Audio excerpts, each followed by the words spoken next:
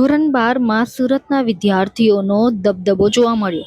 ધોરણ 12નું પરિણામ જાહેર થતાં વિદ્યાર્થીઓમાં ખુશીનો માહોલ છવાયો.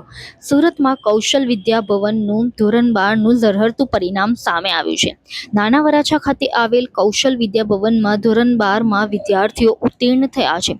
ધોરણ 12 સાયન્સમાં 6 વિદ્યાર્થીઓએ A1 ગ્રેડ અને 93 વિદ્યાર્થીઓએ A2 ગ્રેડ પ્રાપ્ત કર્યો છે.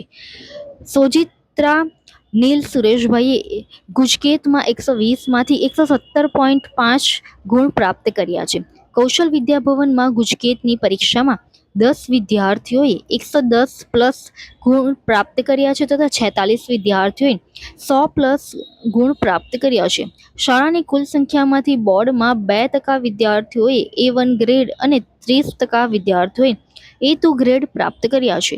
શાળાનું કુલ પરિણામ 99.34% છે. શાળાની કુલ સંખ્યામાંથી ગુજકેતની પરીક્ષામાં 15% વિદ્યાર્થીઓએ 100 પ્લસ ગુણ પ્રાપ્ત કર્યા છે. કૌશલ વિદ્યા ભવનમાં વિદ્યાર્થીઓએ સારું પરિણામ પ્રાપ્ત કરી શાળાનું તેમજ માતા પિતાનું નામ રોશન કર્યું છે. તો આજે ગુજરાત ઉચ્ચતર માધ્યમિક શિક્ષણ બોર્ડનું ધોરણ 12 સાયન્સ અને 12 કોમર્સનું પરિણામ જાહેર થયું. સફળતા પ્રાપ્ત કરનાર તમામ વિદ્યાર્થીઓને કૌશલ વિદ્યા ભવન તરફથી હાર્દિક શુભકામનાઓ પાઠવું છું. પરિણામની વાત કરીએ તો ગુજરાતનું આ વર્ષનું રિઝલ્ટ 84.33% છે અને આપણા સુરતનું 87.26% આ સાયન્સનું રિઝલ્ટ છે. અમારી શાળાની વાત કરું તો 305 વિદ્યાર્થીઓએ પરીક્ષા આપી હતી. એમાંથી 2 વિદ્યાર્થીઓ પાસ થઈ શક્યા નથી. પરિણામે 99.34% શાળાનું પરિણામ આવ્યું છે.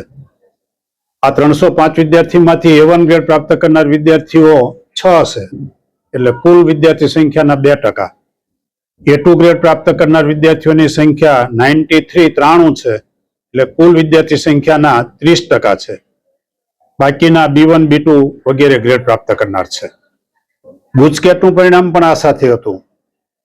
ગુજકેટમાં અમારી શાળામાંથી 305 વિદ્યાર્થીઓએ પરીક્ષા આપી હતી. એમાંથી 100 પ્લસ ગુણ 120માંથી પ્રાપ્ત કરનાર વિદ્યાર્થીઓની સંખ્યા 46 છે. 110 પ્લસ ગુણ પ્રાપ્ત કરનાર વિદ્યાર્થીઓ 10 છે અને સૌથી વધારે ગુણ 117.5 પ્રાપ્ત કરનાર વિદ્યાર્થી એક સોજિત્રા નીલ છે, જેમણે 120માંથી 117.5 ગુણ પ્રાપ્ત કરેલા છે. જે વિદ્યાર્થીઓ ઉત્તીર્ણ થઈ શક્યા નથી એમને મારે એટલું જ કહેવાનું છે કે કોઈ પણ જાતની હતાશા વગર ફરી મહેનત કરો. હવે તો બોર્ડમાંથી સાયન્સનું પરિણામ પણ ખૂબ સારું આવે છે. પહેલાના વર્ષોમાં સાયન્સમાં વિદ્યાર્થીઓ ખૂબ નાપાસ થતા, પણ હવે પરીક્ષા પદ્ધતિ, સિલેબસ એ બધો વિદ્યાર્થીઓને અનુકૂળ આવે એ પ્રકારનો થયો છે, એટલે પાસ થવાનું સાયન્સ સ્ટ્રીમમાં અઘરું નથી. તમે ગમે તે કારણસર કદાચ સફળતા પ્રાપ્ત ન કરી શક્યા હોય તો તમારી પાસે જે શિક્ષકો છે, નિષ્ણાત શિક્ષકો, એમનું માર્ગદર્શન મેળવો, શાળા ઉપર પૂરો ભરોસો રાખો, વાલીઓ જે પ્રમાણે તમને સૂચના આપે એ પ્રમાણે તમે વાંચન કરો, તો મને લાગે છે કે સાયન્સમાં 50% સુધી પહોંચવાનું કંઈ અઘરું નથી.